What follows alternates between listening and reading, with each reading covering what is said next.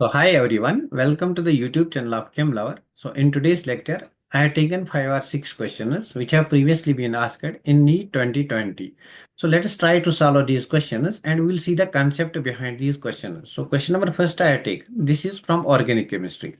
तो इस क्वेश्चन में हम देखेंगे ये जो रिएक्शन दिया गया है इसके पीछे कौन सा कंसेप्ट लगेगा हमारा और प्रोडक्ट क्या आएगा। तो we are given an organic compound, ये हमारे पास एक ऑर्गेनिक कंपाउंड गिवन है। ऐसे type of question last year class में मैंने बहुत सारे कन्वर्जन कराए थे अगर आपको याद होगा। So this is our CH3। In the first step क्या दिया गया है, फर्स्ट स्टेप पे हमें इसको ट्रीट करना है विद HBr, लेकिन HBr के साथ दिया गया है benzoyl peroxide, isn't it C6H5 C double bond O single bond OOH, this is benzoyl peroxide. तो बेंजोइल पेरोक्साइड दिया गया है, जब भी हमारे पास in presence of peroxide HBr addition होगा ना तो एंटी मार्कोनिकॉफ एडिशन होगा। एंटी मार्कोनिकॉफ एडिशन का मतलब कि हाइड्रोजन उस sp2 कार्बन पे अटैच होगा which bears less number of hydrogen atoms. तो ये हमारा sp2 कार्बन है, this is sp2 carbon and this is sp2 carbon. अब इस sp2 कार्बन पे के पास कोई हाइड्रोजन नहीं है, लेकिन यहाँ पे एक हाइड्रोजन है। बैलेंस ही देखो, 1 2 3 4, चौथा बॉन्ड जो होगा that will be of hydrogen. तो बेसिकली एंटी मार्कोनिकॉफ में क्या होगा, hydrogen will get attach to that carbon atom which bears less number of hydrogen atom. इसका मतलब हाइड्रोजन यहाँ पे ऐड हो जाएगा और ब्रोमीन यहाँ पे हो जाएगा। तो जो हमारा फर्स्ट प्रोडक्ट है that will B this type of the product. यहाँ पे हमारा Br अटैच होगा और यहाँ पे हमारा हाइड्रोजन अटैच होगा, है ना। So this is product number first. In the next step इसको ट्रीट किया गया है विद KCl। तो KCN बेसिकली ब्रेक होगा, it will give K plus and CN minus. तो CN माइनस बेसिकली एक्ट करेगा एज न्यूक्लियोफाइल, तो यहाँ पे होगा न्यूक्लियोफिलिक सब्स्टिट्यूशन रिएक्शन। अब we know that Br is a very good leaving group, तो ये लीव हो जाएगा और यहाँ पे डेल प्लस आएगा और इस डेल प्लस पे हमारा CN माइनस अटैक करेगा, इजंट इट। तो मतलब हमारा जो प्रोडक्ट बनेगा that will B this product. This means कि क्वेश्चन क्या डिमांड करता है आपसे, क्वेश्चन डिमांड करता है आपसे आपको रिएक्शन का मैकेनिज्म आना चाहिए, है ना। तो यहाँ पे C ट्रिपल बॉन्ड N आएगा और यहाँ पे हमारा CH3 है। उसके बाद इसका रिडक्शन किया गया है, रिडक्शन किया गया है with Na, sodium amalgam and ethanol, sodium amalgam and ethanol. तो हमें पता है कि sodium ethanol and sodium amalgam in presence of ethanol as a solvent जब रिडक्शन करते हैं तो क्या होता है, जो साइनाइड होता है ना, it gets converted into NH2 group. तो बेसिकली क्या होगा, बॉन्ड ब्रेक हो जाएगा, डबल बॉन्ड या ट्रिपल बॉन्ड ब्रेक हो जाएगा। तो एक हाइड्रोजन इस कार्बन पे लगेगा, एक नाइट्रोजन पे, फिर और रिडक्शन होगा, यहाँ पे एक और हाइड्रोजन आएगा, नाइट्रोजन पे एक और हाइड्रोजन। तो हमारा जो फाइनल प्रोडक्ट है ना, फाइनल प्रोडक्ट है हमारा ये बनेगा, this will be the final product. ये बनेगा CH2 आफ्टर रिडक्शन और ये बनेगा NH2, इजंट इट। और यहाँ पे हमारा CH3 है। So this will be our final product. और ये फाइनल प्रोडक्ट कौन सा है, this is option number B. So इस क्वेश्चन का करेक्ट ऑप्शन जो है that's option number B. Next question पे आते हैं। ये क्वेश्चन पूछा गया है from coordination chemistry, coordination chemistry से ये क्वेश्चन पूछा गया है और इसमें हमें बताना है among the following given compounds, ये कुछ कंपाउंड्स दिए गए हैं, इनमें बताना है पैरामैग्नेटिक कौन है। अब बेसिकली पहले हमें जानना है कि पैरामैग्नेटिज्म क्या होता है, मतलब पैरामैग्नेटिक कौन होगा। पैरामैग्नेटिक वो होगा जिसके पास अनपेयर्ड इलेक्ट्रॉन्स होंगे, मतलब जिसका म्यू जो है ना, magnetic moment that's not equal to zero, जिसके पास अनपेयर्ड इलेक्ट्रॉन्स होंगे। अब इस क्वेश्चन के पीछे कौन सा कंसेप्ट लगेगा, इसके पीछे हमारा VB थ्योरी लगेगा, वैलेंस बॉन्ड थ्योरी। अब वैलेंस बॉन्ड थ्योरी से अगर हम ऑप्शन नंबर ए को देखेंगे, वी हैव निकल Cl4 2 माइनस। और यहाँ पे आपको पता होना चाहिए कि जो लाइगेंड है ना, क्या वो स्ट्रॉन्ग फील्ड है या वीक फील्ड है। Since chlorine is a weak field ligand, we know that nickel, अगर निकल का ऑक्सीडेशन स्टेट यहाँ पे निकालेंगे तो निकल का ऑक्सीडेशन स्टेट निकलेगा +2, बट निकल का एटॉमिक नंबर क्या है, इट इज 28। सो इसका कॉन्फ़िगरेशन अगर देखेंगे, valence configuration, that will B 3D8 4s2, isn't it. तो इसको मैं डी मतलब एक्सप्लेन करूंगा इन डिटेल एक पार्ट को, फिर आप बाकी पार्टों को मैं जल्दी जल्दी थोड़ा एक्सप्लेन करूंगा। सो मतलब ये मेरा 3D8 है, this is 3D8, 1 2 3 4 5, I have 5d orbitals over here, this is 1 2 3 4 and 5, and I have 4s2 configuration, this is 4s2. Now in this case निकल का ऑक्सीडेशन स्टेट जो है ना, दैट इज निकल इज इन +2 ऑक्सीडेशन स्टेट। अगर आपको अभी oxidation state नहीं निकालना आता है तो कुछ नहीं करना है, यहाँ पे निकल का ऑक्सीडेशन स्टेट एक्स करो। Chlorine is a monodentate negatively charged ligand, 4 chlorine का -4 आएगा, is equal to charge on the complex that is -2। So यहाँ से आपका एक्स निकलेगा +2। तो +2 का मतलब इसने 2 इलेक्ट्रॉन लॉस किए हैं। अब अगर 2 इलेक्ट्रॉन लॉस किए हैं तो हमारे पास ये कॉन्फ़िगरेशन आएगा। We'll get this type of configuration, isn't it? 1, 2, 3, 4, 5। Since यहाँ पे 8 इलेक्ट्रॉन्स है, 6, 7, 8 है ना, 6, 7, 8। और यहाँ पे 4s2 के 2 इलेक्ट्रॉन्स लॉस हो गए। अब अगर आप इस कॉन्फ़िगरेशन में देखोगे निकल टेट्राक्लोराइड 2 माइनस में, तो you can see there are 2 unpaired electrons present है ना। ये एक अनपेयर्ड इलेक्ट्रॉन है and this is the second unpaired electron. So इसका मतलब कि number of unpaired electrons is equal to 2।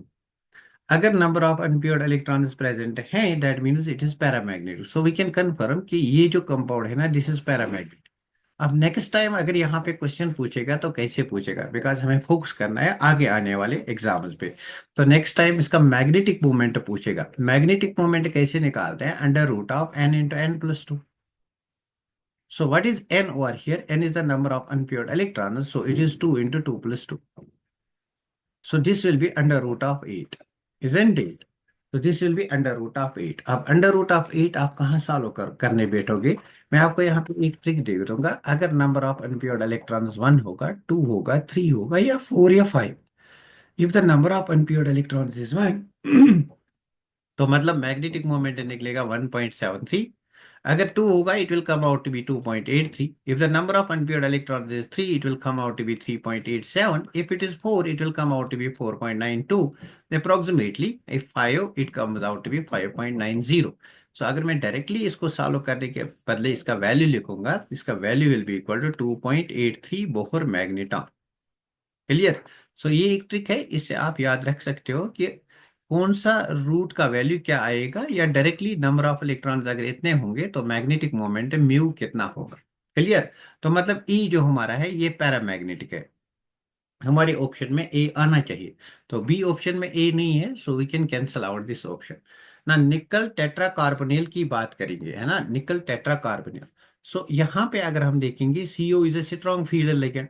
तो यहाँ पे निकल का ऑक्सीडेशन स्टेट क्या है, इट इज जीरो। निकल is in zero oxidation state, NiCO4 because जो कोबा CO है ना कार्बोनिल, ये हमारा न्यूट्रल लिगेंड होता है। तो मतलब if it in zero oxidation state तो क्या होगा, जीरो ऑक्सीडेशन स्टेट में निकल का कॉन्फ़िगरेशन क्या बनेगा, 3D8। So 1, 2, 3, 4, 5, 6, 7, 8 and we have 4s2 configuration. But यहाँ पे जो CO है ना, CO is a strong field ligand, is a strong field ligand. तो ये पेयरिंग करेगा। स्ट्रॉन्ग फील्ड लिगेंड अगर जो है तो ये जो 2 इलेक्ट्रॉन्स है ना ये पेयर अप करेंगे, है ना। ये इलेक्ट्रॉन पेयर अप करेगा, ये जो इलेक्ट्रॉन है ना ये पेयर अप करेगा। पेयर अप करेगा तो क्या बनेगा, पेयर अप करेगा तो 1, 2, 3, 4, 5, 6, 7, 8, isn't it? Electron pairing takes place. So यहाँ पे कोई अनपेयर्ड इलेक्ट्रॉन नहीं है, so mu is equal to 0 है।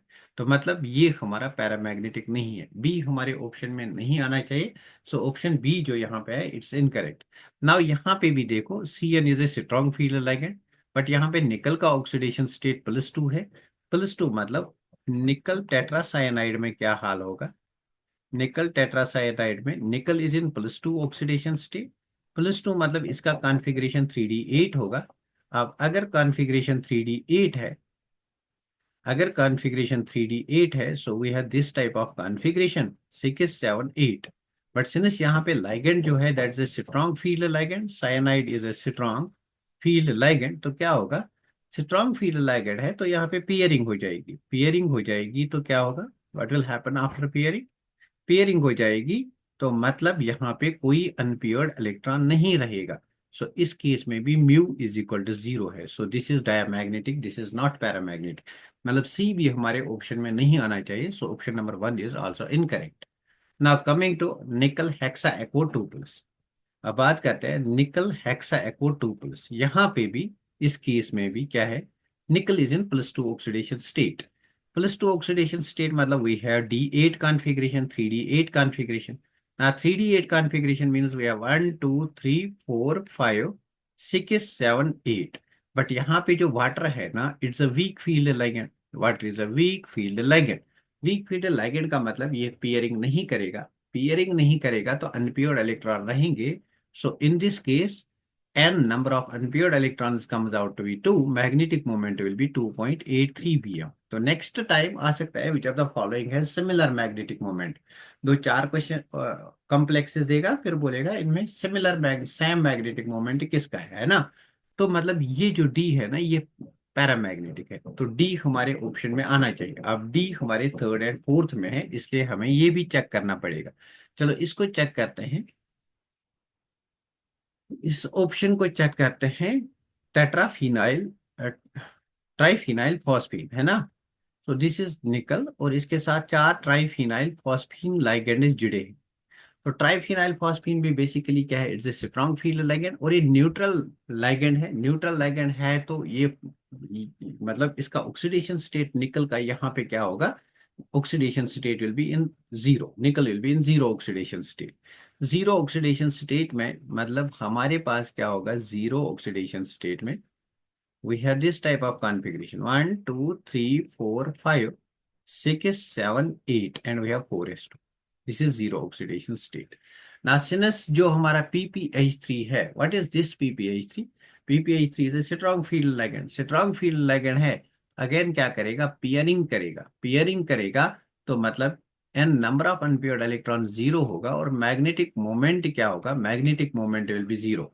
सो correct option for this is, मतलब जो हमारा ई वाला पार्ट है इसका भी मैग्नेटिक मोमेंट क्या है, जीरो. ये भी डायमैग्नेटिक है. Correct option will be option number 3, A and D only. Clear. Next question पे आते हैं. ये क्वेश्चन पूछा गया है फ्रॉम पी ब्लॉक, और पी ब्लॉक में भी किसे, ग्रुप 13 से. ये ग्रुप 13 से पूछा गया क्वेश्चन है, और इसके पीछे का कंसेप्ट देखेंगे क्या है. Like nitrogen that can form ammonia, arsenic can form arsine. तो if we see the elements of the nitrogen family, this is nitrogen, phosphorus, arsenic, antimony, bismuth. Isn't it. तो जब भी इनके हाइड्राइड्स बनाएंगे, नाइट्रोजन अमोनिया बनाता है, और phosphorus phosphine बनाता है, PH3. आर्सेनिक आर्सीन बनाता है, ASH3.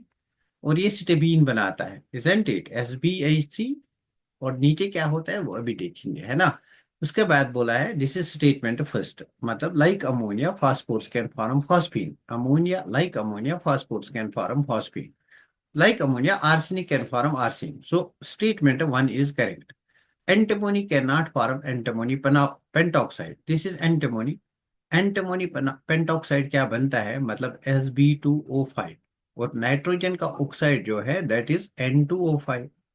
Isn't it. क्या एंटीमोनी एंटीमोनी पेंटॉक्साइड बनाता है. ये वेरी मच स्टेबल कंपाउंड है, तो मतलब ये बनता है. It is form. It is form. अब इस क्वेश्चन के पीछे का कंसेप्ट क्या है, इस क्वेश्चन के पीछे का कंसेप्ट है बेसिकली चेक करना है, करता है एग्जामिनर आपका inert peer effect. Inert peer effect करता है check.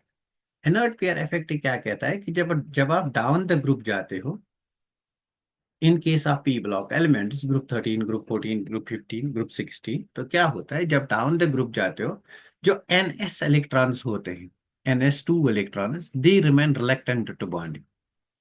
They remain reluctant to bond. तो अगर आप इसका डिटेल्ड वीडियो देखना चाहते हो, you can see on my YouTube channel that's Chemlover. वहां पे आप पीरियोडिसिटी के लेक्चर में इस पे डिटेल्ड वीडियो देखोगे कि इस पे इनर्ट पेयर इफेक्ट पे, है ना. तो they remain reluctant to bonding. अगर रिलेक्टेंट टू बॉन्डिंग है तो मतलब down the group NS2 electrons will not participate in bond formation, isn't it? They will not participate because of high effective nuclear charge. They will not participate in bond formation. तो मतलब nitrogen का group 15th element जो है, they mostly show +3 and +5 oxidation state. तो since down the group जब जाता है, bismuth पे आते हैं, तो बिस्मथ हमारा क्या करेगा, ये +3 में कंपाउंड बनाता है. They are more stable in +3, but they are less stable, और it can not form compounds in +5 oxidation state because of this inert pair effect. अब एंटीमोनी जो है इसमें भी +3 और +5, इसमें भी +3 में ज्यादा स्टेबल होते हैं, +5 में कम होते हैं। That's why this question has been asked कि आप यहाँ पे कंफ्यूज होके ये ना करोगे कि एंटीमोनी पेंटॉक्साइड नहीं बनता है, isn't it? तो statement second is also correct, so option first, both statement first and statement second are correct. अब आते हैं इस वाले क्वेश्चन पे। इसमें पूछा गया है the correct order of wavelength of light absorbed by the following compounds is. तो this question has been asked from coordination chemistry, और यहाँ पे दो तीन कंसेप्ट बेसिकली आपके चेक करता है। एक जो आपका लिगेंड फील्ड से तरंगत है वो आपका चेक करता है। दूसरा आपको लिगेंड फील्ड से तरंगत में जो एनर्जी ऑर्डर है वो आपका चेक करता है, और उसके बाद उसको रिलेट करेगा विद द वेवलेंथ, है ना। तो मतलब अगर हमें एनर्जी पता है, लाइगेंड फील्ड स्ट्रेंथ पता है, CFSE पता है, we know that del E is equal to HC upon lambda. तो मतलब जहां पे एनर्जी ज्यादा होगा वहां पे लेमडा कम होगा। तो बेसिकली अगर हमें ऑर्डर पता होगा किसका, CN यहाँ पे है, अमोनिया यहाँ पे है, we have water over here and again we have water over here, isn't it?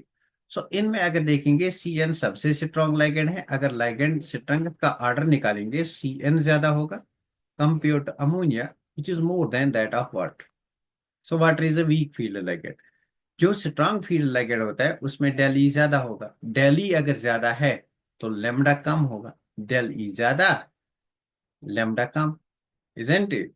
तो सबसे कम लेमडा किस में होगा, बी में सबसे कम लेमडा होगा। अब यहाँ पे ऑप्शन नंबर फर्स्ट में बी में सबसे कम है, ऑप्शन नंबर सेकंड में बी में सबसे कम है। उसके बाद नेक्स्ट हम देखेंगे since option 3 and option D they get discarded, है ना। अब नेक्स्ट आप देखेंगे अमोनिया, सेकंड में हमारा अमोनिया आता है, मतलब उसके बाद ए आता है। तो उसके बाद ए आता है मतलब ऑप्शन बी हमारा मैच हो रहा है। अब इन दोनों में हमारे पास 2+3+ है, और दोनों में हमारे पास वाटर लाइगेंड है। We know that crystal field separating जो होता है वो ओक्टाहेड्रल कॉम्प्लेक्स में ज्यादा होता है than that of tetrahedral complex.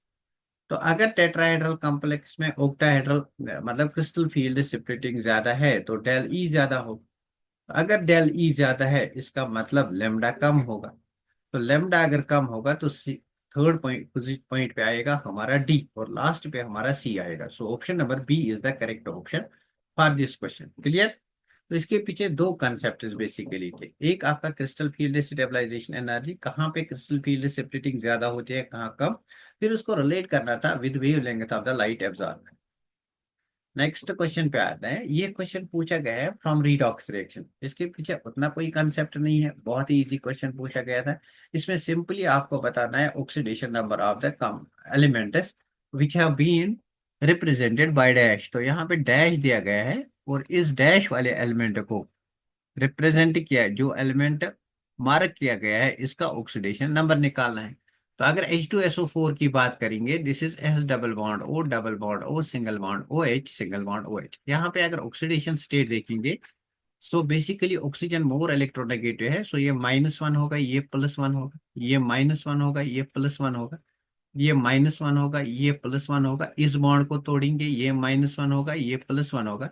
इस बॉन्ड को तोड़ो, यहाँ पे +1, यहाँ पे -1। इस बॉन्ड को तोड़ो, यहाँ पे -1, यहाँ पे +1।